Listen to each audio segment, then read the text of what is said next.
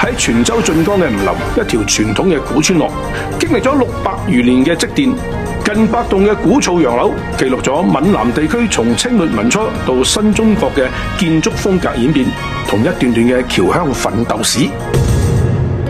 師弟嚟到呢度係咪好有似曾相識嘅感覺咧？同呢個開平係好相似嘅個建築風格等等。咁我諗係同即係東南亞嘅華僑有關啦，因為大部分嘅華僑都係來自廣東啊、福建一帶，揾到錢之後咧，一定翻嚟鄉下起大屋，衣錦還鄉啊嘛。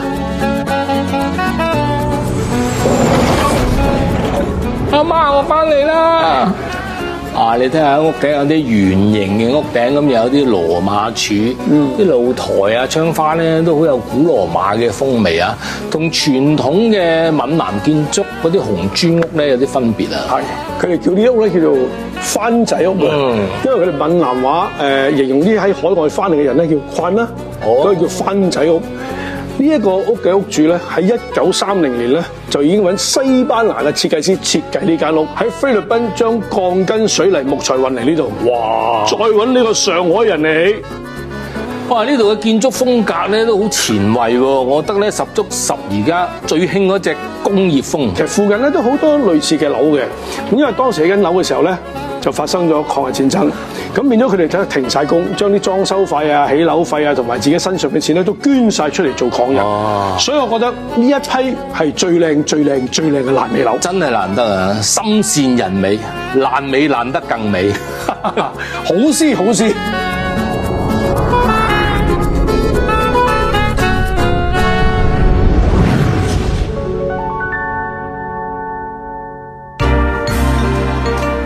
吳林呢度除咗有番仔樓之外咧，仲有出磚入石嘅閩南古厝，即係古屋。特點係咩咧？就屋頂上面咧有燕子味嘅。咁你知啦，以前去南洋嘅人，一去咗可能半個世紀，屋企人梗係想去早啲翻嚟噶嘛。呢個燕子味咧就寓意早日歸來咁嘅意思。嗱，以前有好多人就唔識字嘅，咁但係又想寫封信俾喺海外嘅親友，咁點算咧？唯有嚟僑批館揾人幫手。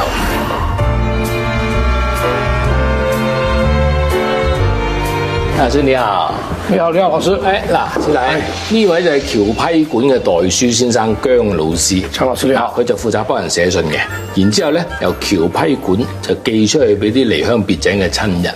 僑批個批字咧喺閩南話嚟講咧就係信。我都離開咗一段日子啦，我都想寫翻封信俾我個女先。姜老師，麻煩你啦，麻煩你啦。我想寫封信給我女兒，也在那裡啊？在香港。告訴她什麼事啊？爸爸出來工作，很掛念她，每天都想着她，希望她好好照顧自己。爸爸回家的時候，他請我吃飯 ，Love you。哇，真係阿老師接收晒你嘅信息咧，佢真係從你重整過嘅喎。梗係啦。雖然你頭先講到一忽忽。但係佢真係好好啦，玲玲愛女修。但老師啲字真係，哇！佢寫繁體字喎。係咯。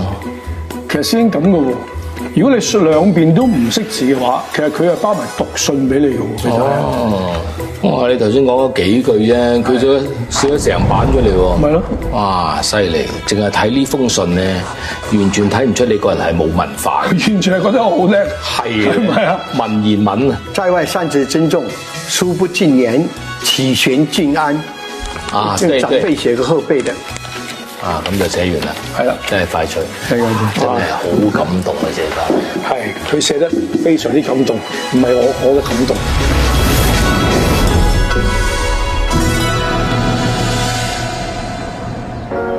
而家住喺吳林村嘅村民咧，大約係有1800幾人。係，但係去咗南洋嘅華僑咧，係有15000人咁多。根本就係將成條村搬到南洋。所以而家呢度好多嘅華僑建築咧，都改建活化成一啲民宿或者餐廳。咦，咁好喎！啲遊客嚟到呢度咧，可以住一晚呢個番仔屋，發翻個南洋夢。咦，師弟，南洋掘金嘅，加拉咁煲啦。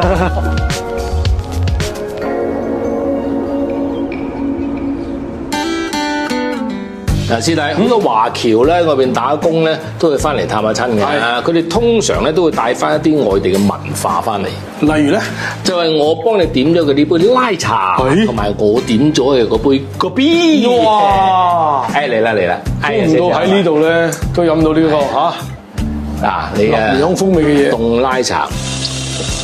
我覺得呢個南洋咖啡咧個味特別濃嘅，可能同佢哋沖泡嘅方法咧有啲關係。因為佢嘅沖泡方式咧有少似我哋香港沖奶茶，佢即係揾個沙袋裝住啲咖啡豆，沖完再沖，再沖3次先至沖成一杯咖啡。所以可能個味濃啲。係，呢個拉茶點啊？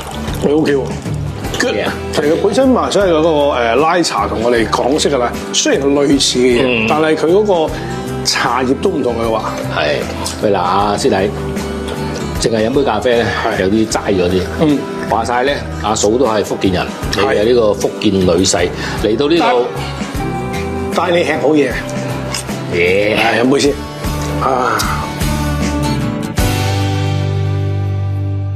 If you like this video, don't forget to like it and subscribe our channel for more stories from China's small towns. See you next time!